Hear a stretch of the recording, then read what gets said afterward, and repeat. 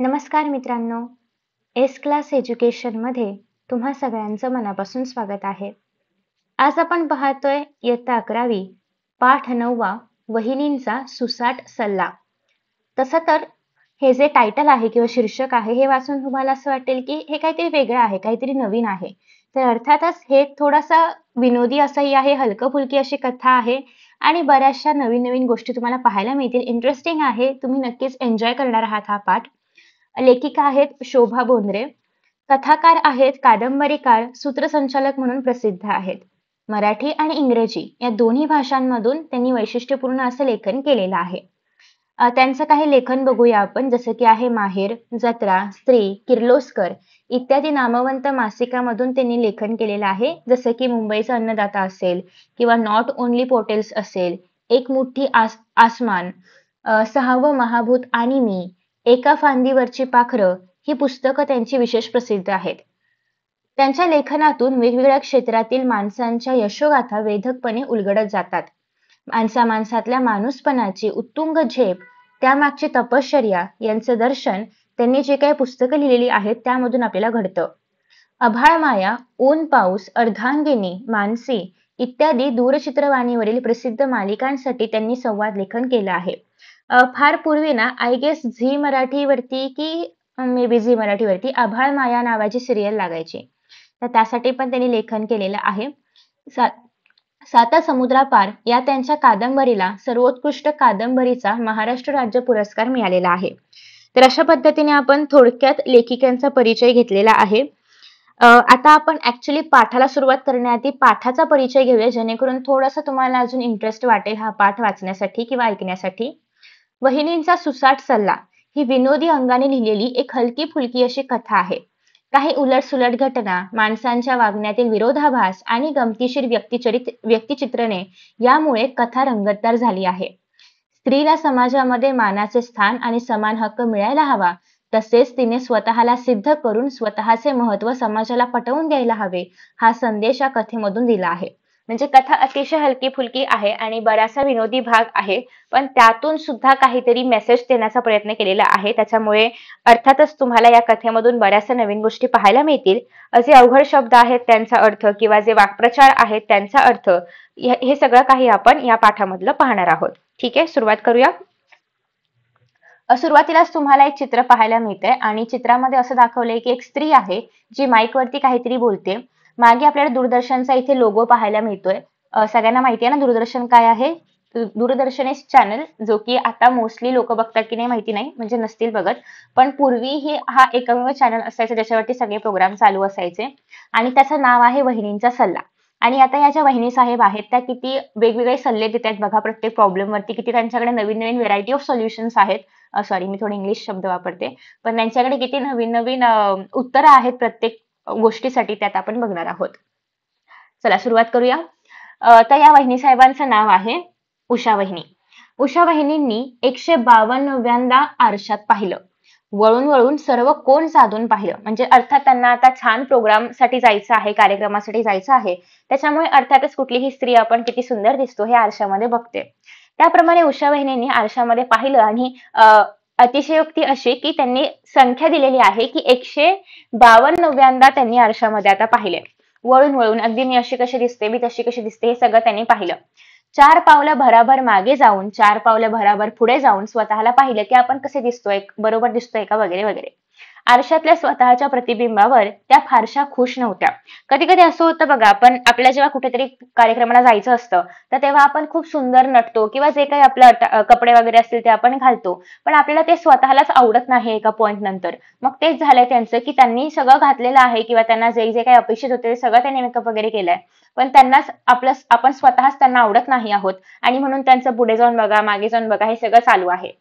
Beauty parlour मधून आलेल्या वनिताने आपल्या कौशल्याची कमाल केली होती. म्हणजे छान त्यांचा मेकअप सुद्धा करून झालाय, पण तरीही वय फारसं लपत नव्हतं. म्हणजे आता त्यांचं वय थोडं जास्त आहे आणि ते इतकं पण म्हणजे मेकअप करून पण काही फरक पडत नाहीये, वय काही त्यांचं लपवलं जात नाहीये आणि त्यामुळे कदाचित त्या तितक्या खुश नाहीयेत स्वतःला पाहून. त्यानंतर असं आहे की टीव्हीची गाडी 4ला येणार होती, म्हणजे 4 वाजता. अर्थात आपण बघितलं की या काय करतायत, सूत्रसंचालन करतायत दूरदर्शनवरती. त्याच्यामुळे त्यांना घ्यायला टीव्हीची गाडी येणार होती 4 वाजता. उषा वहिनींनी घड्याळ पाहिलं. अजून तब्बल 6.5 मिनिटं बाकी आहेत. असं त्यांना कळलं घड्याळ बघून. काय मेलं, हळूहळू चालतंय हे घड्याळ. त्या पुटपुटल्या. म्हणजे आधीच त्यांचा मूड ऑफ झालाय. त्यात त्यांना कळते की अरे अजून 6.5 मिनिटं बाकी आहेत. अजून आपल्याला म्हणजे थांबावं लागणार आपल्याला. तर त्याच्यामुळे त्या वैतागलेल्या आहेत. आज त्यांच्या आयुष्यातला एक महत्वाचा टप्पा. वहिनींचा सल्लाचा शेवटचा कार्यक्रम. म्हणजे आतापर्यंत त्यांची जी मालिका किंवा जी आपण म्हणूया की एक साधारणतः एपिसोड ज्याला आपण म्हणतो होत असतात, तर त्यातला आज त्यांचा शेवटचा एपिसोड आहे. तोही थेट प्रक्षेपणाचा, म्हणजे लाईव्ह स्ट्रीमिंग ज्याला आपण म्हणतो, तर ते आहे. मुंबईला दूरदर्शन सुरू झालं आणि त्यानंतर आज तागायत चालू असलेला एकमेव असा सर्वात लोकप्रिय कार्यक्रम आहे तो म्हणजे वहिनींचा सल्ला. आणि त्याचा मात्र आज शेवटचा दिवस आहे किंवा शेवटचा कार्यक्रम आहे. वयोमानानुसार निवृत्त व्हावेच लागणार म्हणून केवळ कार्यक्रम संपत होता. म्हणजे उषा वहिनी त्या कार्यक्रमाच्या कर्त्या धर्त्या होत्या आणि त्यांचं आत्ताच आपण बघितलं की वय झालेलं आहे. मेकअपने काही ते वय लपत नाहीये. आणि वय झाल्यानंतर त्यांचं वय किती आहे, 58 वर्ष त्यांना पूर्ण झालेली आहेत आणि आता रिटायरमेंट किंवा निवृत्ती घ्यायची वेळ आलेली आहे. आणि मग पुढे कोणीतरी करण्यापेक्षा त्यांनी दूरदर्शनवाल्यांनी हा कार्यक्रम बंद करायचं ठरवलेलं आहे. सो उषा वहिनींना 58 वर्ष पूर्ण होत होती, तर कार्यक्रमाने 20शी गाठली होती. म्हणजे 20 वर्षांपासून सलग उषा वहिनी हे कार्यक्रमाचे सूत्र हाताळत होत्या किंवा सूत्रसंचालन करत होत्या, सल्ला देत होत्या. ठीक आहे. आजचा हा शेवटचा आणि खास महत्वाचा कार्यक्रम दूरदर्शनच्या स्टुडिओमधून काढून शिवाजी मंदिरमध्ये ठेवण्यात आला होता. तर साधारणतः तुम्हाला माहिती असेल की दादरमध्ये आहे शिवाजी मंदिर. हे मुंबईमधलं सगळ्यात प्रसिद्ध असं नाट्य सभागृह त्याला आपण म्हणूया. तुम्ही बऱ्याचदा पाहिलं असेल तर काही काही मराठी चित्रपटांमध्ये दाखवलं जातं शिवाजी मंदिर, किंवा डॉक्टर काशीनाथ घाणेकर चित्रपट आला होता मध्ये 2018-19 आय गेस. तर त्याच्यामध्ये बऱ्याचदा शिवाजी मंदिर दाखवलं गेलं होतं. सो तर त्या ठिकाणी हा जो कार्यक्रम आहे तर हा ठेवला होता. आत्ताच आपण पाहिलं की हे लाईव्ह स्ट्रीमिंग असणार आहे कार्यक्रमाचं. ठीक आहे. सो या सगळ्या बारीक बारीक गोष्टी आहेत ज्या तुम्हाला उत्तरं लिहायला मदत करतील आणि अजून खोलात हा चॅप्टर समजून घ्यायला मदत करतील. समाजातल्या अनेक मान्यवर व्यक्ती आज आमंत्रित होत्या आणि उषा वहिनींचा सत्कार सुद्धा होणार होता. कारण आपण पाहिलं की 20 वर्ष उषा वहिनी या कार्यक्रमामध्ये काम करतायत किंवा हा कार्यक्रम सांभाळतायत. त्याच्यामुळे अर्थात हे खूप मोठं यश आहे आणि त्यामुळे खूप मोठे मोठे मान्यवर त्या ठिकाणी आलेले आहेत त्यांचा सत्कार करण्यासाठी. उषा वहिनींनी 154व्यांदा घड्याळाकडे पाहिलं, म्हणजे अगेन अतिशयोक्ती. 3:54:20 असा साधारणतः वेळ झालेला होता. तर एक निश्वास टाकून, म्हणजे असा आपण सुटकेचा श्वास म्हणतो ना, ते टाकून त्यांनी डोळे मिटले आणि गेल्या 20 वर्षातल्या किती कडू गोड आठवणी त्यांच्या डोळ्यासमोर उभ्या राहिल्या. बऱ्याचदा तुम्ही आता फेअरवेल अनुभवलं असेल 10वीचं वगैरे. तर तेव्हा फेअरवेलच्या दिवशी किंवा सेंड ऑफ ज्याला आपण म्हणतो, तर त्या दिवशी तुम्हाला असं होतं का की आपण सहज आपल्या शाळेकडे बघतो, डोळे बंद करतो आणि आपल्याला आपण कधी शाळेत आलो होतो आणि तेव्हापासूनचं सगळं काही आठवायला लागतं आणि हे पण कळतं की आता आपण आपला जो ग्रुप आहे, आपले जो मित्रमैत्रिणींचा हा छान ग्रुप आहे, तो सोडून आता आपण जाणार आहोत काही दिवसांनी. तर सेम ती सिच्युएशन त्यांची आहे. त्यांना सगळ्या आठवणी आठवतायत आतापर्यंतच्या कडू चव घरातल्या आठवणींची. आणि त्यांनी हे पण स्पेसिफाय केलंय की कडू गोड आठवणी आहेत आणि त्यातल्या ज्या काही कडू आठवणी आहेत तर त्या मात्र घरातल्या आहेत, म्हणजे कामावरच्या आठवणी साधारणतः गोड आहेत. आणि गोड आठवणी ज्या आहेत तर त्या दूरदर्शनच्या संदर्भामधल्या आहेत. कारण का तर दूरदर्शनवरती काम करत असताना त्यांना कौतुक मिळालेलं आहे, त्यांना नावलौकिक मिळालेलं आहे, यश मिळालेलं आहे आणि हे सगळं त्यांना दूरदर्शनवरती मिळालं म्हणून त्या म्हणतात की या आठवणी गोड आहेत. आणि घराच्या बाहेर मिळालं, म्हणजे घराच्या जे काय होतं ते होतं, त्या सगळ्या कडू आठवणी आहेत. ठीक आहे. जगातल्या, म्हणजे महाराष्ट्रात जेवढं जग सामावलेलं आहे त्यातल्या हजारो व्यक्तींना वहिनींनी सल्ले दिले होते. म्हणजे साधारणतः हे महाराष्ट्रापुरतं मर्यादित आहे असं आपण म्हणतो. आणि पूर्ण महाराष्ट्रामधल्या सगळे जे काही लोक आहेत तर तिथल्या बऱ्याचशा लोकांनी वहिनींना बऱ्याच वेगळ्या गोष्टींवरती सल्ले मागितले होते. ते सल्ले काय होते किंवा कशावरती सल्ले मागितले होते हे सगळं आपल्याला चॅप्टर मध्ये पाहायचंय. खूप इंटरेस्टिंग चॅप्टर आहे. ठीक आहे.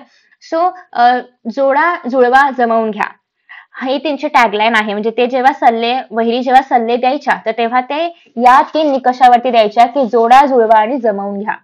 या 20 वर्षामध्ये त्यांनी हंडाभर फेविकॉल, 2-4 मैल लांबीच्या चिकटपट्ट्या, 100-1 किलो डिंक आणि 5-7 बरण्या च्युइंगम वापरलं असेल. याचा अगेन अतिशयोक्ती केलेली आहे यासाठी, कारण त्यात जे पण सोल्युशन द्यायच्या किंवा जे पण उत्तर द्यायच्या, सल्ला द्यायच्या, तर त्या नेहमीच काहीतरी असं असायचं की त्याच्यामुळे कुणाचं नुकसान होऊ नये, सगळे एकत्र राहावेत. त्यामुळे त्यांनी असं म्हटलंय की ज्या पण चिटकवण्याच्या गोष्टी आहेत, एकत्र ठेवण्याच्या गोष्टी आहेत, फेविकॉल असेल, चिकटपट्टी असेल, या सगळ्यांचं आपण इथे म्हणजे लेखिकांनी या ठिकाणी नाव घेतलेलं आहे.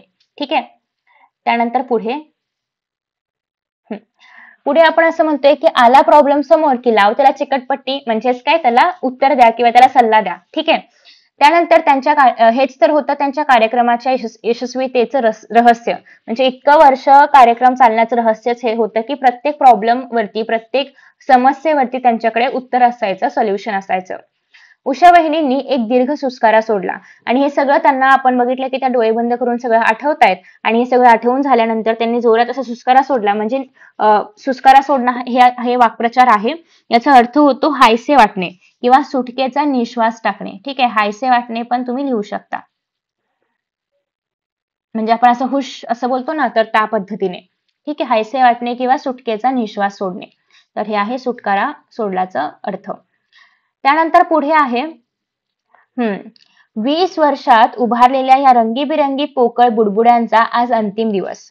असं या ठिकाणी म्हटलंय. याचं कारण असं आहे की ज्या काही रंगीबिरंगी आठवणी जमा केलेल्या आहेत मी, किंवा हे सगळं ज्या काही सुंदर सुंदर गोष्टी जमा केलेल्या आहेत, गोड आठवणी जमा केलेल्या आहेत, त्यांचा आजचा हा शेवटचा दिवस आहे. त्यानंतर पुढे घड्याळातल्या कक्कूने बाहेर डोकं काढून 4दा ककू केलं आणि त्याच क्षणाला दारावरची बेल वाजली.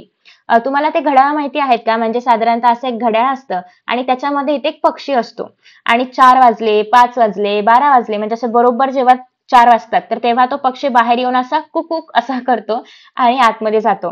तर अशा प्रकारचे घड्याळ असतात. तुम्ही अजूनही पाहिलं असेल टोलचं घड्याळ असतं की बरोबर 12 वाजले की ते टन असं टोल वाजतं. तर त्या पद्धतीने हे कुकूचं त्यांचं घड्याळ होतं की ते कुकू बाहेर येऊन कुकू कुकू असं करायचं. आणि मग 4 वाजले आणि 4 वाजता गाडी घ्यायला येणार होती आणि मग ती दारावरची बेल वाजली. उषा वहिनींनी पटकन उठून दार उघडलं. दारातल्या कडक युनिफॉर्मवाल्या शोफरने लवून अभिवादन केलं. लवून अभिवादन म्हणजे त्यांना असा नमस्कार केला, आदरपूर्वक नमस्कार केला आणि ते म्हणाले की मॅडम चलता ना, म्हणजे येताय ना मॅडम तुम्ही, असं त्यांनी विचारलं. उषा वहिनींनी पण मान हलवून हो हो येते असं म्हटलं. तेवढ्यात तो खाली उतरला देखील. म्हणजे उषा वहिनी हे सगळं म्हणेपर्यंत तो त्यांना विचारून खाली उतरला पण.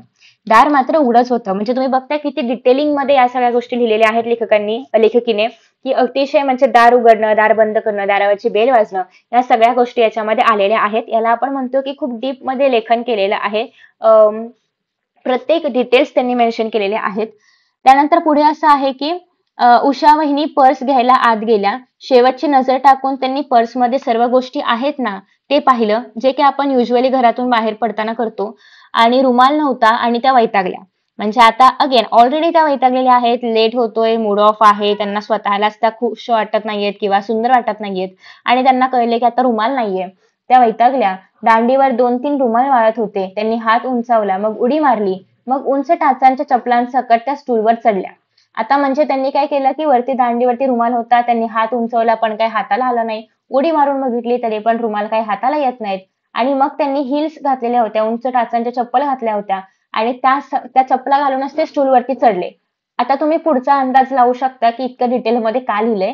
कारण अर्थात जेव्हा आपण हिल्स घालून काहीतरी गोष्टी करतो, मुलींना याचा अनुभव असणार आहे की तेव्हा तोल आपला सांभाळणं थोडंसं अवघड होऊन बसतं आणि त्या हिल्स घालून स्टूलवरती चढलेल्या आहेत आणि त्यातही त्यांनी हात उंचावून दांडीवरचा रुमाल जो आहे तर तो खेचला आणि त्यामुळे अर्थात तोल जाण्याची शक्यता प्रचंड आहे इथे.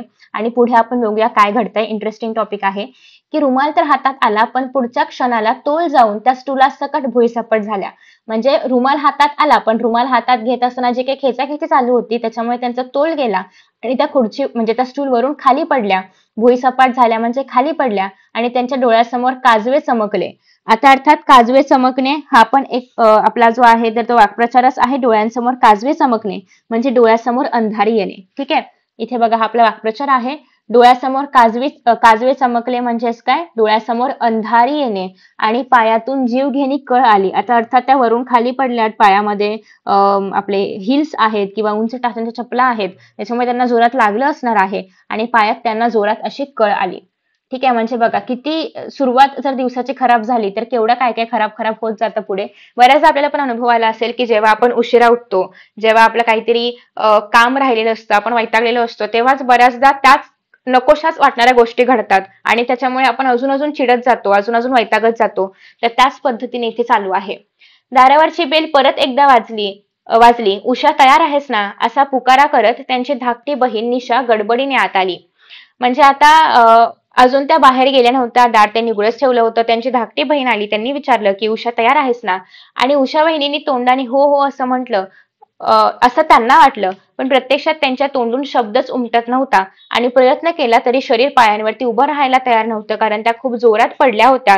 त्यांना बोलताही येत नव्हतं. त्यांना उठता म्हणजे घाबरल्या होत्या त्या आणि त्यांना उठताही येत नव्हतं. तर अशा पद्धतीने साधारणतः त्यांची अवस्था होती.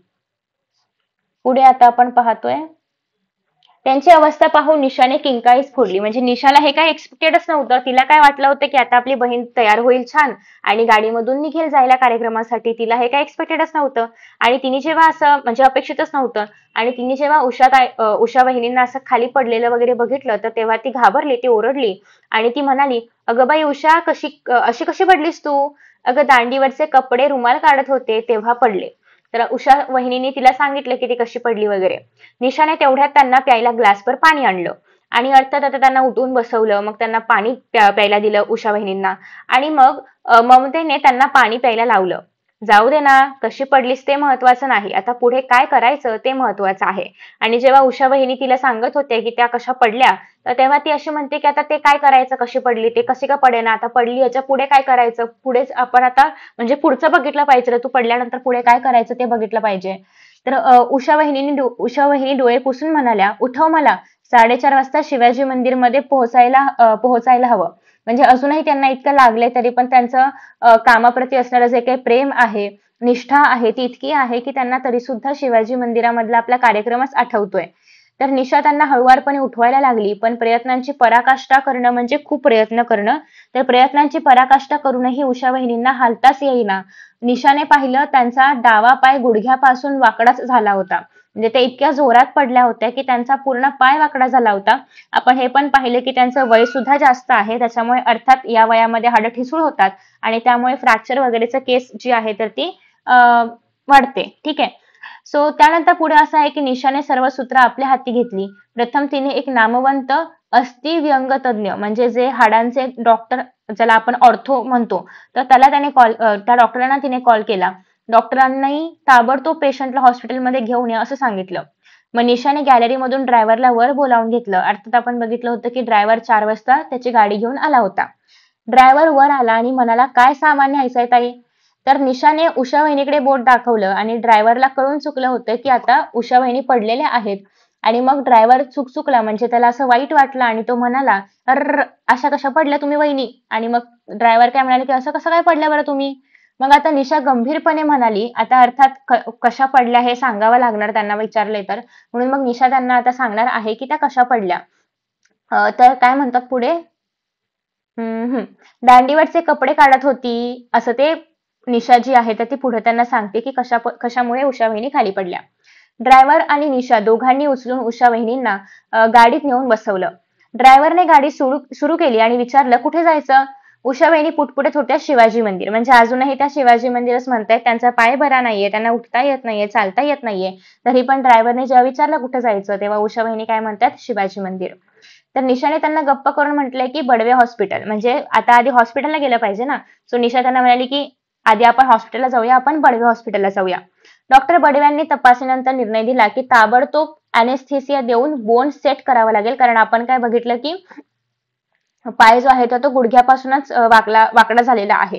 तर त्याच्यामुळे हाड जे आहे तर ते हललेलं वगैरे असेल. त्याच्यामुळे त्यांनी सांगितलं की बोन सेट वगैरे करावं लागेल आणि मग अर्थात प्लास्टर करावं लागेल आणि मग ते सगळं झालं की मी घरी पाठवेल. उषा वहिनी क्षीणपणे म्हणाल्या, "शिवाजी मंदिर." म्हणजे अजूनही त्यांचा आवाज क्षीण म्हणजे थकल्यासारख्या किंवा पूर्ण थकलेल्या आहेत त्या. आणि त्याही कंडिशनमध्ये त्या काय म्हणतात की त्यांना कुठे जायचं आहे, शिवाजी मंदिरला जायचं आहे. मला शिवाजी मंदिरमध्ये अर्ध्या तासात पोहोचायला हवं. 6 वाजता प्रोग्राम सुरू होणार. आणि त्यांनी डॉक्टरांना काय सांगितलं की मला शिवाजी मंदिरला पोहोचायचे 6 वाजेपर्यंत आणि आता अर्ध्या तासामध्ये काय होईल, प्रोग्राम पण सुरू होईल आणि अर्थात हा त्यांचा प्रोग्राम आहे किंवा त्यांच्यासाठीच ऑर्गनाइज केलेला आहे. त्याच्यामुळे त्यांनी हजर असणं अपेक्षित आहे. डॉक्टर म्हणाले की कार्यक्रमात तुम्ही नुसत्या किंकाळ्या फोडल्या तर चालेल का तुमच्या प्रेक्षकांना?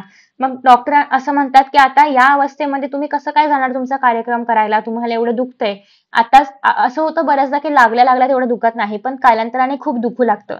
तर मग तुम्ही फक्त ओरडत राहिलात दुखतंय दुखतंय म्हणून, तर ते ऐकावं का प्रेक्षकांनी तुमच्या, किंवा त्या पाहुण्यांनी ते ऐकावं का? उषा वहिनींच्या डोक्यात पायाचा नव्हे तर कार्यक्रमाचाच विषय होता. आणि त्याच्यामुळेच ते प्रत्येक वेळा तेच सांगतायत की माझा कार्यक्रम आहे, मला जायचं आहे. आणि डोळे पुसत त्या म्हणाल्या की निशा, अगं नाटकातलं एखादं पात्र आलं नाही तर बॅकस्टेजचा सुद्धा कोणीतरी ती भूमिका आहे त्यावेळी करून वेळ मारून नेतो. पण माझी वहिनींची भूमिका कोण करेल ग? म्हणजे त्यांना अतिशय दुःख झालंय की म्हणजे कधी कधी असं होतं बघा की नाटकामधला एखादा व्यक्ती नसेल आला तर त्याच्याऐवजी दुसऱ्या कुठल्या तरी व्यक्तीला उभं केलं जाऊ शकतं. आणि ते नाटकाचा जो शो मस्ट गो ऑन आहे तर ते त्याप्रमाणे ते नाटक चालू राहतं. पण त्यांचं असं म्हणणं आहे की यासाठी पर्याय पण नाहीये. वहिनी म्हणजे मीच मुख्य होती त्या ह्याच्यामधली, आणि मीच जर नसेल तर मग माझी भूमिका कोण करेल ग? तर हे सॉरी, त्यांचं वाक्य संपलं आणि त्यांचे डोळे लकाकले, म्हणजे डोळ्यात पाणी आलं त्यांच्या, की म्हणजे आता कोण करेल माझी भूमिका? त्यांनी खूप त्रस्त होऊन किंवा खूप थकलेपणाने डोळ्यात पाणी येऊन त्यांनी हा प्रश्न विचारला निशाला. निशाचा दंड धरून त्या म्हणाल्या, तू करणार निशा. आज तू वहिनींची भूमिका करणार आणि तूच करू शकतेस. आणि तेवढ्यात त्यांना आठवलं की आपली बहीण सुद्धा ही भूमिका करू शकते. तिच्याकडून आपण ही भूमिका करवून घेऊया. शेवटचा कार्यक्रम आहे तर ही भूमिका झाली पाहिजे. इतके वर्ष त्यांनी कधीही खंड पडू दिला नव्हता. आणि आज शेवटचा दिवस आहे तर अशा पद्धतीने त्या कार्यक्रम बंद करू शकत नव्हत्या. आणि निशाने जोरजोरात मान हलवली, म्हणजे नाहीच्या सुरामध्ये मान हलवली. आपण असं म्हणतो ना, छे छे मी कसं काय करणार हे? तर मग ती तशीच म्हणाली की अगं काहीतरीच काय बोलतेस? मी कधी माईक वरून तोंड उघडलं तर ते फक्त भांडण्यासाठीच उघडते. कामगार युनियनची कार्यकर्ती म्हणून मला मॅनेजमेंटला धमक्या देता येतात. कामगारांच्या मागण्या मांडताना आवाज चढवता येतो. तुझ्यासारखे गोड गोड सल्ले मला नाही देता येणार. हे मला नाही जमायचं. मग निशा काय म्हणते का, अगं काय पण काय बोलतेस तू? असं कसं मला सल्ले वगैरे देता येतील? म्हणजे याचा अर्थ आपल्याला असा कळतोय की हे सगळं वाचून की जे कामगार युनियनचे असतात तर त्यांच्या ज्या काही समस्या असतात ते मांडणं, किंवा त्यांच्या समस्या पूर्ण होत नसतील तर मग मॅनेजमेंटला धमक्या देणं वगैरे. तर बेसिकली ऍज अ लीडर म्हणून निशाने ही सगळी कामं याच्या आधी केलेली आहेत. पण तिचं म्हणणं असं आहे की धमक्या वगैरे देण्यापर्यंत ठीक आहे, पण मला काय असे तुझ्यासारखे गोड गोड सल्ले वगैरे नाही देता येत. मग उषा वहिनी उत्साहाच्या स्वरात म्हणाल्या, जमेल जमेल, जमवायचं. वागणं नंतर, पण दिसणं तर तुझं आणि माझं अगदी सारखंच आहे ना. जुळ्या नसलो तरी 5 वर्षांच्या अंतरानं जुळं व्हाव्या तशाच आपण दिसतो. फरक किंचित तोही वयाचाच. बाकी रंग, रूप, बांधा, आवाज सर्व गोष्टी एकसारख्याच आहेत. म्हणजे आता उषा वहिनी तिला अजून प्रोत्साहित करतायत की म्हणजे जमणार, तुला नक्की जमणार. म्हणजे आपण जरी मी जरी तुझी मोठी बहीण आणि तुझी माझी धाकटी बहीण असली, आपल्या दोघांमध्ये 5 वर्षांचं अंतर असलं, तरी पण तुम्ही बघितलं असेल कधी कधी की भावंडांमध्ये वयाचं अंतर असून पण ते एकदम सेम दिसतात. असं वाटतं जणू काय ते जुळेच आहेत. तर त्या पद्धतीनेच त्यांचं म्हणणं आहे की असं वाटतंय आपण जुळेच आहोत. ठीक आहे. त्यानंतर नेक्स्ट आहे ओके. अजून त्या असं पण तिला प्रोत्साहित करतायत की बांधा, रंग, रूप सगळं काही आपलं सेम सेमच आहे. सगळं काही एकसारखंच आहे. माझं ऐक ग माझी राणी ती. मी तुझी 15 मिनिटात तयारी करून देते. तू फक्त हे कागद हातात ठेव. आणि मग आता उषा वहिनी म्हणतात की मी तुला सगळी मदत करेन. मी तुझी सगळी तयारी करून देते. फक्त हा कागद घे. भाग घेणाऱ्यांचे प्रश्न ठरलेले आहेत. उत्तर त्या कागदावर आहे. म्हणजे त्यांनी इतकं तिला मोटिवेट केलेलं आहे. तिला इतकं कम्फर्टेबल फील करू दिलंय की आपल्याकडे प्रश्न पण आहेत, आपल्याकडे उत्तरं पण ठरलेली आहेत. तुला फक्त काय करायचं आहे, याप्रमाणे तयारी करायची आहे. ठीक आहे. फक्त घरी जा आणि एक छान साडी नेस. प्लीज निशा, वहिनींची लाज आता तुझ्याच हातात आहे. म्हणजे इतके वर्ष आपण हा कार्यक्रम करतोय आणि आता शेवटच्या दिवशी खंड पडायला नको, म्हणजे लाज जायला नको थोडक्यात. तर त्यामुळे वहिनींची लाज आता तुझ्या हातामध्ये आहे. जाऊन एक छानशी साडी नेस. बाकी सगळी तयारी जी आहे तर ती मी करून ठेवते. शिवाजी मंदिराच्या मागच्या पार्किंग स्पेसमध्ये गाडी थांबली. उषा वहिनींच्या रूपामध्ये निशा खाली उतरली. मात्र स्टेजकडे जाणाऱ्या जिन्यांवरून लोकांची धावपळ उडाली. तर आता बेसिकली इथे काय झालंय, निशाने सगळी साडी वगैरे जी आहे तर ती घातलेली आहे आणि निशा जी आहे तर ती आलेली आहे कुठे, शिवाजी मंदिरामध्ये. आणि अर्थात उषा वहिनी प्रचंड फेमस होत्या आणि त्यामुळे जशी निशा गाडीतून उतरली सगळ्यांना वाटलं की उषा वहिनीच आहेत आणि सगळ्यांची धावपळ त्या ठिकाणी आली. त्यातच वहिनी सेट लाईट माईक ओके करता, वहिनी मेकअपला बसा, वहिनी भाग घेणाऱ्या सर्व बायका आल्यात बरं का, असा चारी बाजूंनी कल्लोळ उसळला. आपण बघितलं की त्यांचं थोडंसं दिसणं वगैरे सेम असल्यामुळे सगळ्यांनाच काही नोटीस नाही करता आलं की या निशा आहेत की उषा वहिनी आहेत, ते कळलं नाही सगळ्यांनाच. त्याच्यामुळे सगळे लोक काय समजतायत की या उषा वहिनीच आहेत. आणि मग रोज ज्याप्रमाणे धावपळ असते की लाईट सेट करा, माईक ओके करा, म्हणजे माईक चालतंय का नाही ते बघा, मेकअपसाठी बसा वगैरे, हे सगळं चालू आहे. निशाने चेहऱ्यावर प्रौढपणा आणण्याचा प्रयत्न केला आणि उषा वहिनींच्या भूमिकेमध्ये स्वतःला सराईतपणे झोकून दिलं. आणि निशा सुद्धा आपलं 100% देण्याचा प्रयत्न करते, आपल्या बहिणीची लाज राखण्याचा प्रयत्न करते आणि जेवढं शक्य होईल तेवढं त्या म्हणजे वहिनींप्रमाणे राहण्याचा ती प्रयत्न करते. सुदैवाने उषा बरोबर ती 2-3 वेळा टीव्ही सेंटरवर रेकॉर्डिंग पाहायला गेली होती. त्यामुळे उषाच्या सहकार्यांशी तिची चांगली ओळख होती. म्हणजे तितकी याच्या आधी ऑलरेडी तिने ते सेट वगैरे पाहिलंय किंवा कोण-कोण आसपास काम करतं, कसं काम करतं हे सगळं बघितलेलं आहे. त्यामुळे तिला खूपच नवीन अनोळखी असं काही नाहीये. अर्थात तेव्हा ती उषा वहिनींची बहीण होती. आज मात्र उषा वहिनींच्या थाटात तिने भराभर सूत्र हलवायला सुरुवात केली. पण तेव्हा मात्र ती जस्ट बघायला म्हणून आलेली होती, प्रेक्षकाप्रमाणे होती किंवा शूटिंग बघायला वगैरे आली असेल. पण आता मात्र तिला स्वतःला उषा वहिनींप्रमाणे काम करायचं होतं किंवा ती सगळी सूत्र हातामध्ये घ्यायची होती. निवेदिका वर्षाने माईक हातात घेतला. रसिक हो, वहिनींचा सल्ला या कार्यक्रमाचा आजचा शेवटचा प्रयोग.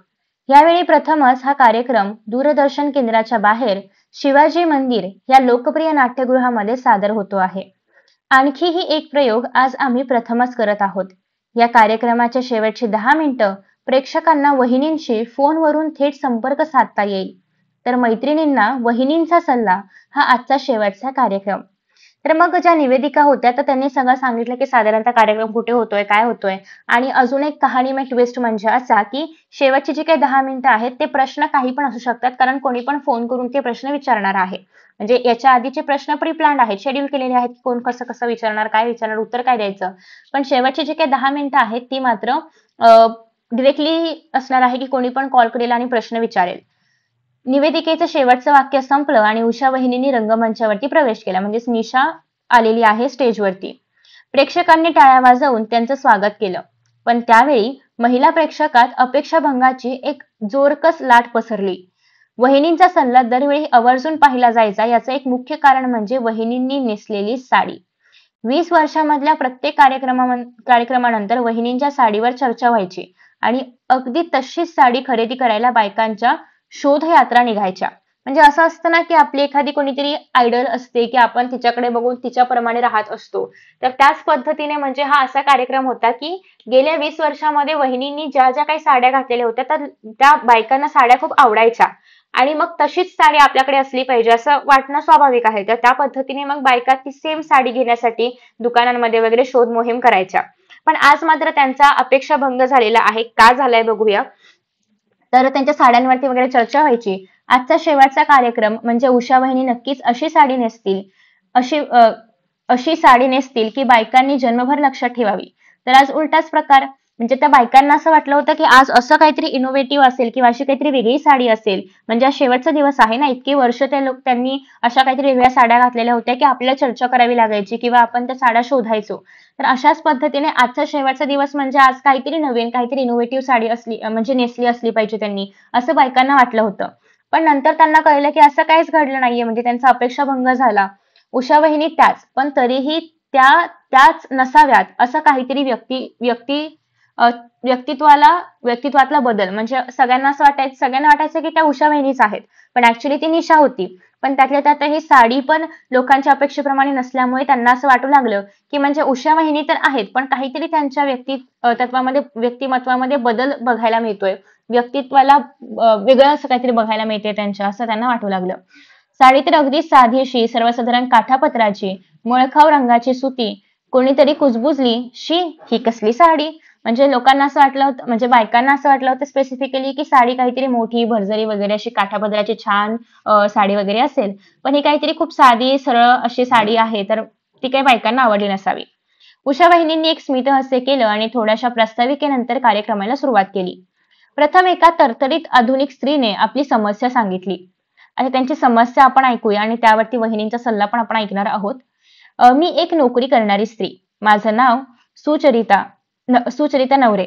माझी समस्या ही आहे की घरातली कामं फक्त मला दिसतात, ह्यांना दिसत नाहीत. ह्यांना म्हणजे तिच्या मिस्टरांना दिसत नाहीत.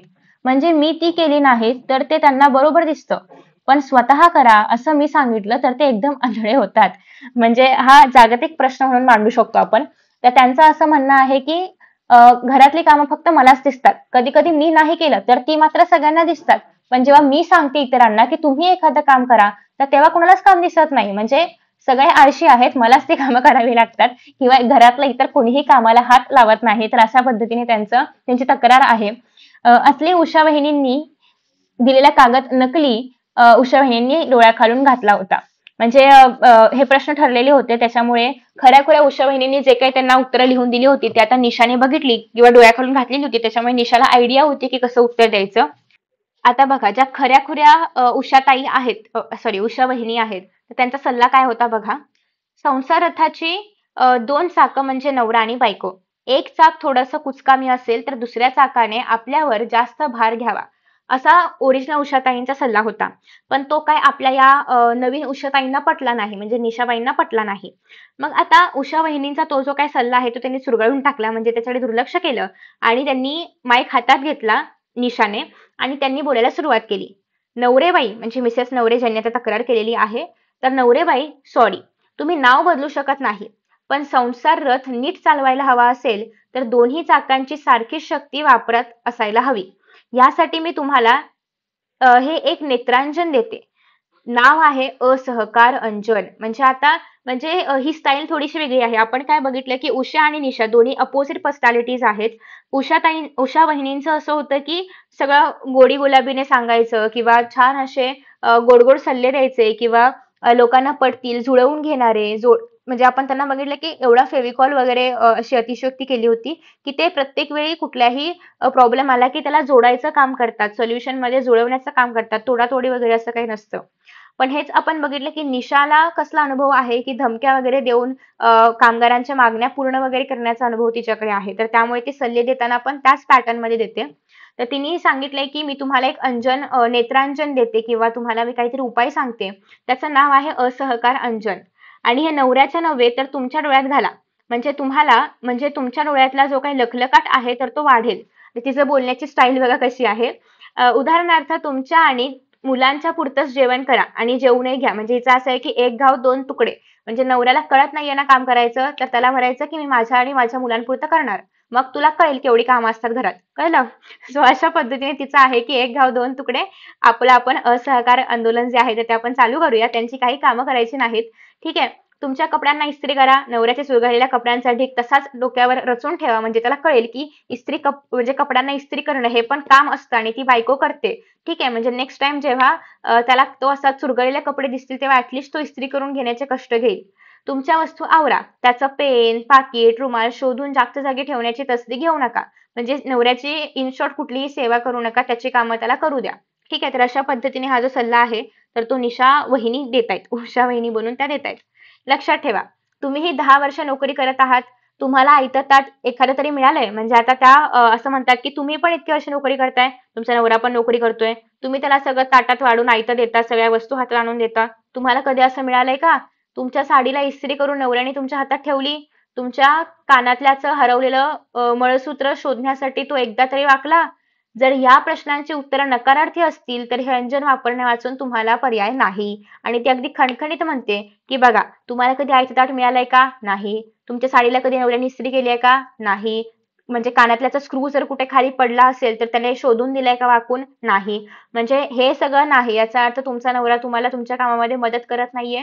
त्यामुळे तुम्ही हे जे नेत्रांजन आहे माझं असहकार अंजन तर ते आता वापरायचं आहे. फार नको. केवळ 4 दिवस हे असहकार अंजन वापरा आणि 5व्या दिवशी नवऱ्याला निरोप द्या की संध्याकाळी दूरदर्शनवरच्या वहिनी माझ्याबरोबर घरी येणार आहेत. म्हणजे आम्ही दोघी जरा कामाचं बोलणार आहोत, तरी चहा आणि खाणं आपण सांभाळावं. तरच माझ्या असहकार व्रताची आज सांगता करता येईल. म्हणजे साधारणतः असं आहे की जास्त दिवस करायची गरज नाहीये. म्हणजे नवऱ्याला 4 दिवस जरी तुम्ही आयतं आणून नाही दिले, की 5व्या दिवशी तुम्हाला म्हणजे त्यांना तुमची किंमत कळेल. ठीक आहे.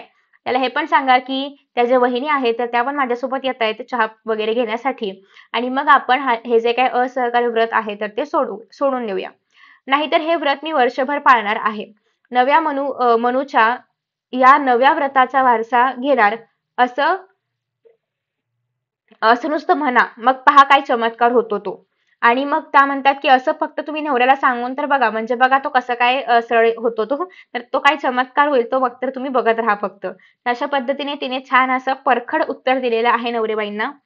आणि प्रेक्षकात क्षणभर अवघडलेली शांतता, कारण याच्या आधी उषा वहिनींनी अशा प्रकारचा एक घाव दोन तुकडे करणारा किंवा काहीतरी तोडून टाका, नवऱ्याला असं धमकी बिमकी द्या, असले कुठल्याही प्रकारचे सल्ले कधी दिले नव्हते. विजेच्या कडाडाने दिपल्यासारखीच सर्वांची अवस्था.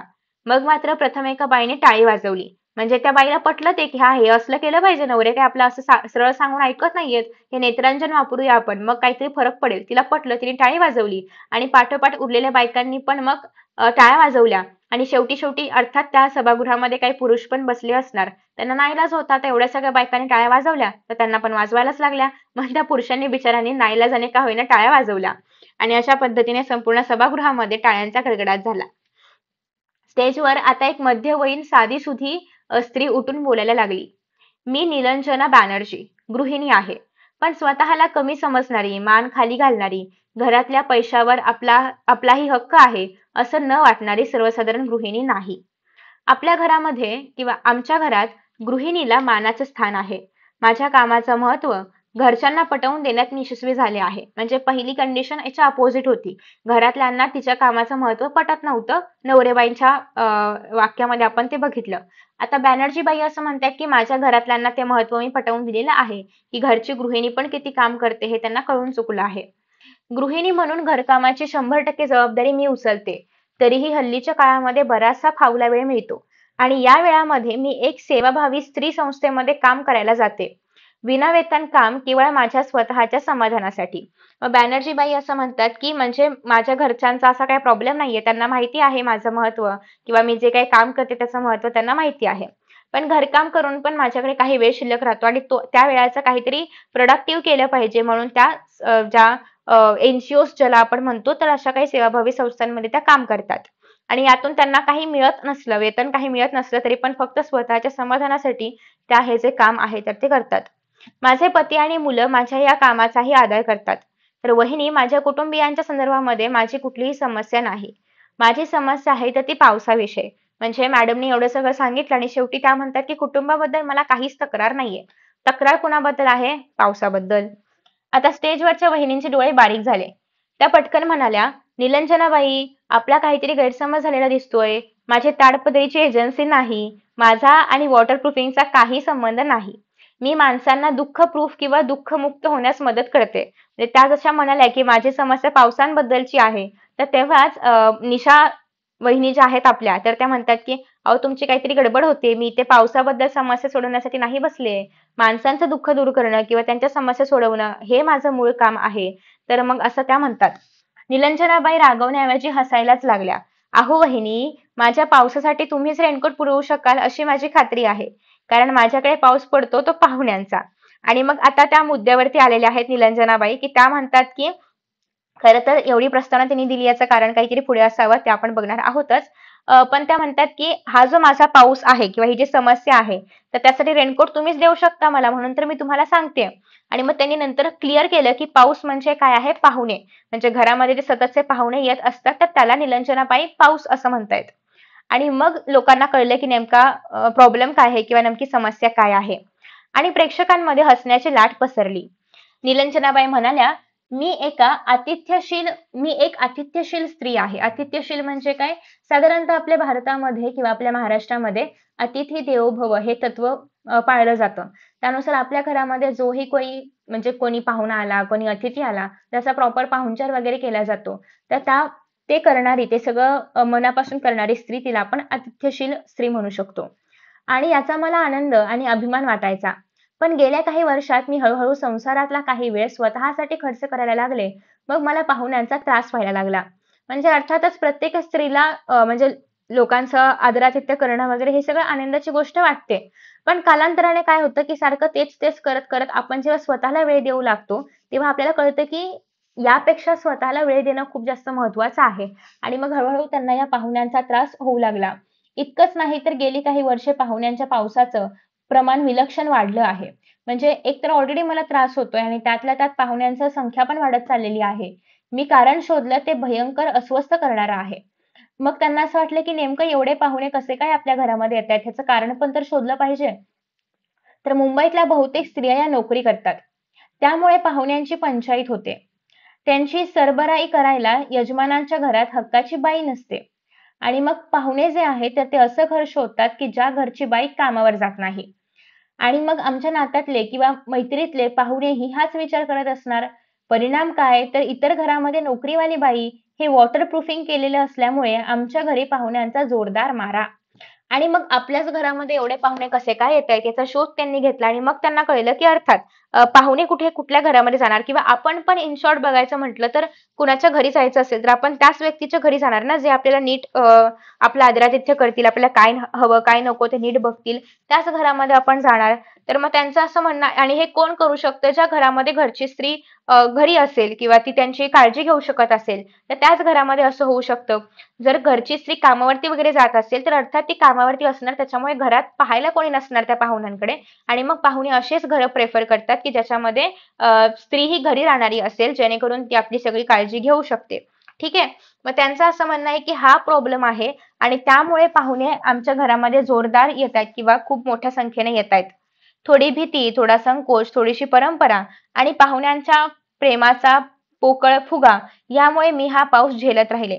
आणि सुरुवातीला असं झालं होतं की आता आपण कसं नाही म्हणणार पाहुण्यांना, काही नका येऊ थोडीच म्हणू शकतो आपण. पण ठीक आहे, आपली परंपरा जपायची आहे वगैरे वगैरे. या सगळ्या गोष्टींमुळे सुरुवातीला मी थोडंफार हे झेलत होते. मला त्यांना असं वाटलं असेल की कालांतराने हा जो पाहुण्यांचा पाऊस आहे किंवा संख्या जी आहे तर ती घटत जाईल, पाऊस कमी होईल. पण हा पाऊस अडला जाईल असा डबल ॲक्शन रेनकोट मला कोणी देईल का? पण अजून काही ते अचीव्ह नाही झालं. तर त्यामुळे हा पाऊस येणार नाही वगैरे असं कोणी म्हणजे असं काही तुम्ही मला देऊ शकता का डबल जॅकेट, रेनकोट वगैरे? जेणेकरून ह्याचा मला त्रास नाही होणार. आता वहिनींनी मान डोलावली. वहिनी काय म्हणतायत बघा. रेनकोट बिनकोटची गरज नाही. तुम्हाला एक साधा उपाय सांगते. कुठला उपाय आहे? उलटी छत्री. उलटी छत्री? मग त्या निलंजनाबाईंचं पण असं झालं असेल की काय सांगते हे बया, उलटी छत्री म्हणजे काय? हो हो, उलटी छत्री. पाहुण्यांचा पाऊस पडायला लागला की डोक्यावर उलटी छत्री धरायची. सगळे पाहुणे छत्रीत गोळा होतील. मग छत्री उलटीच बंद करायची आणि जुहूला जाऊन समुद्र अर्पण करायची. एकदा का तुमच्याकडे उलटी छत्री आहे अशी वार्ता पसरली की पाहुणे तुमच्याकडे यायचे बंद होतील. म्हणजे साधारणतः पाऊस, छत्री, समुद्र याच्या अनुषंगानेच उत्तर दिलंय वहिनींनी. पण आपल्या ज्या निरंजनाबाई आहेत त्यांना काही ते नीट नाही कळलंय, त्याच्यामुळे त्या म्हणतात की बरोबर, पण म्हणजे नेमकं म्हणजे काय, नेमकं करायचं काय? तर आता आपल्या ज्या वहिनी आहेत तर त्या अजून जरासं विस्कटून म्हणजे एलॅबोरेट करून सांगतायत. थोडी थोडी भीड, थोडा संकोच, थोडी परंपरा गुंडाळून ठेवायची. म्हणजे हे जे आपण इतकं मनापासून आदरातिथ्य वगैरे करतोय लोकांचं आणि त्यामुळे लोकांची संख्या वाढते. तर त्यापेक्षा काय करायचं, ही जी सगळी संकोच, भीड आहे ते सगळे परंपरा गुंडाळून ठेवायच्या. पाहुण्यांना येणाऱ्या प्रेमाचा पोकळ पुळका जो आहे तर तो ओळखायला शिकायचं. म्हणजे अर्थातच प्रत्येक पाहुणे काही निर्मळ मन ठेवून फक्त आपल्या म्हणजे आपल्यासाठी येत नाहीत, तर त्यांचा काहीतरी फायदा असतो आणि त्यासाठीच ते येत असतात हे तर सगळ्यांनाच माहिती आहे. मग त्यांचा नेम मोटो काय आहे, त्यांचं इंटेन्शन काय आहे, तर ते ओळखलं पाहिजे आपण की नक्की हे खरोखर आपल्या कामाचे म्हणजे आपल्यातले आहेत की उगाच आपलं काहीतरी असंच म्हणजे नको असताना प्रेम वगैरे दाखवतायत का? तुमची सोय गैरसोय न पाहता पाहुणे आले आहेत. अर्थात पाहुणे विचारून येतात का की बाई ग आज मी येतोय तर तू कुठे घरी आहेस का वगैरे असं काही विचारून येत नाहीत. इट्स लाईक बिन बुलाए मेहमान सारखे ते टपकतात. ठीक आहे. सो मग तेच त्यांना सांगायचं आहे की तुमचे वेळापत्रक तुम्हीच पाळायचं. म्हणजे भले पाहुणे तुम्हाला विचारून येत नाही की कधी यायचं, कधी जायचं काय. तुम्हालाच तुमचे वेळापत्रक पाळावं लागणार आहे. तुमच्या कामाचं महत्त्व घरच्यांना पटलेलं आहे ना, तसंच पाहुण्यांनाही पटवून द्यायचं. आणि मग आपण बघितलं की ज्या काय यांचं नाव होतं लोचनाबाई. तर यांच्या कामाचं काम सगळ्यांना घरच्यांना माहिती आहे, त्यांना महत्त्व पटलेलं आहे. तर सेम तेच महत्त्व तुम्हाला पाहुण्यांना पण पटवून द्यायचं आहे, की एक तर तुम्ही वेळापत्रक काही त्याप्रमाणे न येता कधी पण येता. एक तर पहिली गोष्ट ही आहे. सेकंड गोष्ट अशी आहे की त्यांना तुम्ही जे काही काम करता ते सगळं पटवून द्यायचं आहे. ठीक आहे. म्हणजे त्यांच्या मनात पण तुमच्याविषयी आदर असलं पाहिजे. लक्षात ठेवा, माणूस स्वार्थीच असतो. माणूस स्वतःसाठीच जगतो आणि मग स्त्रीनेच दुसऱ्यासाठी का जगावं? मग लेखिकेचं असं म्हणणं आहे की माणूस हा नेहमी स्वार्थी असतो. माणूस नेहमी स्वतःसाठी जगतो. पण नेहमी आपण स्त्रीकडून असं काय एक्सपेक्ट करतो की तिने दुसऱ्यांसाठी जगलं पाहिजे किंवा तिने सगळं काही दुसऱ्यांसाठी केलं पाहिजे. म्हणजे आपल्या गोष्टी किंवा आपल्या इच्छा, आकांक्षा सगळं गुंडाळून ठेवून तिने नेहमी दुसऱ्यांसाठीच जगलं पाहिजे. असा आपण का विचार करतो किंवा असा आपला दृष्टिकोन का आहे? त्यानंतर पुढे असं आहे की सभागृहामध्ये टाचणी पडेल अशी शांतता पसरली. हे आज काहीतरी अघटितच घडत होतं. वहिनींना दूरदर्शनवरती अनेकांनी अनेक वेळा पाहिलं होतं. शांत, सौम्य, व्यक्तिमत्व आणि समतोल सल्ले असायचे त्यांचे. पण आता आपण काय बघतोय की डायरेक्टली सल्ले असे आहेत की तोडा आणि राज्य करा. तर या पद्धतीचे सल्ले आज मिळत आहेत. तर त्याच्यामुळे लोकांना पण कळत नाही की नेमकं असं कसं झालंय किंवा हे पूर्णच असं गोंधळून टाकणारं आहे की असे सल्ले का बरं देत आहेत आज वहिनी वगैरे अशा पद्धतीने चाललेलं आहे सगळं. ओके. सो नेहमी जोडा जुळवून घ्या आणि दुसऱ्याच्या दृष्टिकोनातून बघायला शिका. अशा तऱ्हेच्या सूचना ज्या आहेत तर त्या वहिनींद्वारे केल्या जायच्या उषा वहिनींद्वारे. पण आज मात्र काहीतरी वेगळंच चाललंय. त्यानंतर पुढे असं आहे की आज मात्र वहिनींचा कायापालट झालेला. स्वतःच्या मनाचा कौल घ्या. स्वतःला स्वतःच महत्त्व दिलं पाहिजे. आत्मसन्मान जपा. असे भारतीय रूढी परंपरेला आव्हान देणारे हे सडेतोड विचार आहेत. म्हणजे आधीचं जर म्हणजे खऱ्या-खुऱ्या उषा वहिनी असत्या तर त्यांनी काय सांगितलं असतं की म्हणजे आधी साधारणतः जोडा आणि जुळवून घ्याप्रमाणे सांगितलं असतं. असं लगेच सोडून द्या वगैरे या प्रकारचे हा त्यांचा अप्रोच नसला असता. ठीक आहे. एका प्रदीर्घ पॉज नंतर कुणीतरी एकीने टाळ्या वाजवल्या आणि बाकीच्यांनी हे टाळ्या वाजवून आपलं सहमत दर्शवलं. म्हणजे हे कुठल्यातरी एका व्यक्तीला पटलं त्या सभागृहामधल्या, बाकीच्यांना पटलं. असं करत करत सगळ्यांना हे जे आहे तर ते पटू लागलं होतं. प्रश्नोत्तर चालूच होती. एखादं थरार नाट्य पाहावं, अनुभवावं तसे प्रेक्षक खुर्चीला खिळलेले होते. श्वास रोखून आणि वृत्ती एकाग्र करून ते कार्यक्रमाचा आस्वाद घेत होते. म्हणजे अर्थातच सगळ्यांनाच हा कार्यक्रम आवडत होता. सगळ्यांच्या प्रश्नांची उत्तरं मिळत होती आणि त्यामुळे सगळेजण हा जो कार्यक्रम आहे तर ते पाहतात, त्याचा आस्वाद घेतायत. सासू आणि सुनेची एकत्र नांदण्याची समस्या. वरिष्ठ पदावर काम करणाऱ्या स्त्रीला पुरुष सहकार्यांच्या किंवा हाताखाली काम करणाऱ्या पुरुषांचा असलेला जो काही धक्कादायक अनुभव आहे तर तो किंवा महाविद्यालयीन तरुणींची रस्त्यात किंवा महाविद्यालयाच्या आवारात पुरुषांनी केलेली छेडछाड, नवऱ्याच्या दारूच्या व्यसनामुळे संसाराची झालेली वाताहत अशा अनेक समस्या त्या आसपासच्या म्हणजे परिसरामध्ये होत्या. वहिनींनी या समस्या सोडवण्यासाठी सांगितलेला मार्ग कीड मुळापासून उपटून काढली पाहिजे तरच झाड जगेल हे तत्वज्ञान पाळणारं होतं. म्हणजे जी काही समस्या आहे तर ती मुळापासूनच उपटून काढली पाहिजे असं त्यांचं म्हणणं आहे.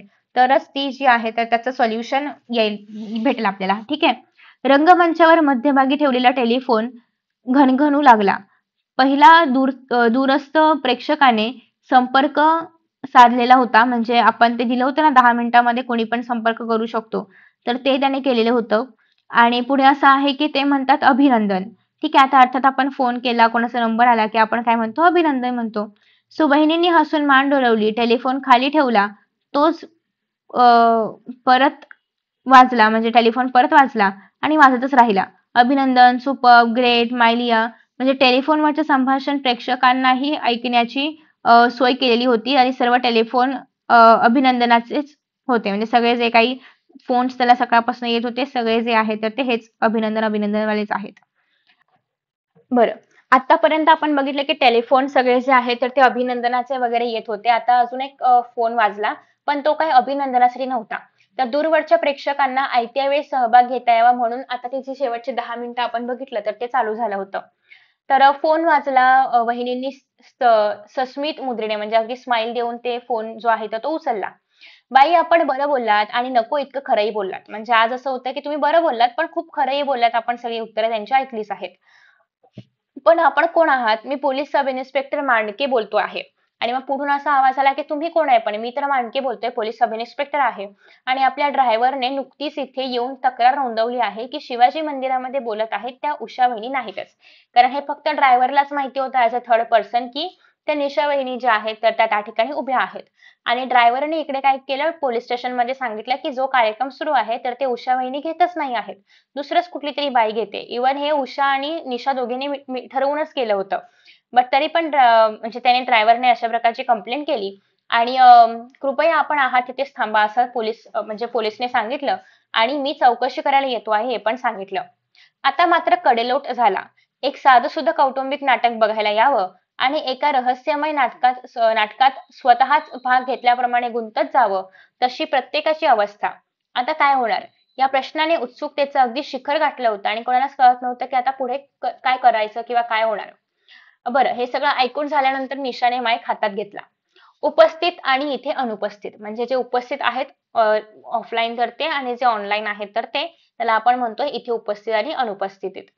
पण आपापल्या घरी बसून टीव्हीच्या पडद्यावर कार्यक्रम पाहणाऱ्या सर्व मित्रमैत्रिणींनो, मी निशा वागळे, आपल्या सर्वांच्या आवडत्या उषा वहिनींची मी धाकटी बहीण. तर आता साधारणतः ऑलमोस्ट काही जणांना कळत आलेलं होतं की त्या निशा आहेत आणि उषा वहिनी नाहीयेत. त्याच्यामुळे निशाने स्वतःच समोर येऊन हे सगळं क्लिअर करायचं ठरवलं. की मी जी आहे तर ती तुमच्या उषा वहिनींची धाकटी बहीण आहे. कार्यक्रमाला तयार होऊन बसलेल्या उषा वहिनींना अचानक त्यांचा एक अपघात झाला आणि दांडीवरचा रुमाल काढत असताना त्या खाली पडल्या. त्यांचा पाय फ्रॅक्चर झाला आणि ते सगळं होत असताना त्यांना चालता, उठता, बसता येत नव्हतं आणि त्यामुळेच त्यांचा असा आग्रह होता की मी त्यांचं जे काम आहे तर ते आज करावं आणि त्यांची जागा मी भरून काढावी, हा त्यांचा आग्रह होता. आजच्या समारंभाचं महत्त्व ध्यानात घेऊन मी त्यांची भूमिका वठवण्याचा प्रयत्न केला की आज शेवटचा दिवस आहे, आज काही खंड नको पडायला, म्हणून साधारणतः मी प्रयत्न केला की ती जी म्हणजे जसं उषा वहिनी करतात तसं करण्याचा मी प्रयत्न केला. पण प्रामाणिकपणे सांगायचं तर हे नाटक मी चोख केलं नाही. वहिनींनी ठरवलेली उत्तरं माझ्या बुद्धीला पटणारी नव्हती आणि त्यांना ऑलरेडी वहिनीने क्वेश्चन्स आणि आन्सर्स दोन्ही पण लिहून दिलं होतं.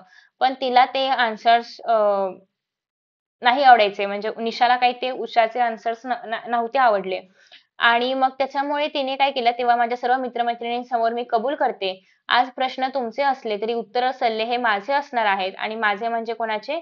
निशा वागळेचे. त्यामुळे कुणाला काही लाभ झाला तर आनंदच आहे. नाहीतर एक नाटक इतकीच किंमत आजच्या या कार्यक्रमाला द्यायची. तसे आपण नाट्यगृहामध्ये कार्यक्रम करतोय, लाभ वगैरे झाला याच्यामुळे तर ठीक आहे, पण नाही झाला तर पटापट सगळ्यांनी काय करायचं आहे, इथले जो कार्यक्रम आहे तर तो हलवायचा आहे. ठीक आहे. ह्यामुळे कोणाला काही परिणाम झाला तर त्याच्यामुळे पण आनंदच आहे. नाहीतर एक नाटक इतकीच किंमत असली पाहिजे या रंगभूमीची, याच्या पलीकडे नसावी काही. ठीक आहे.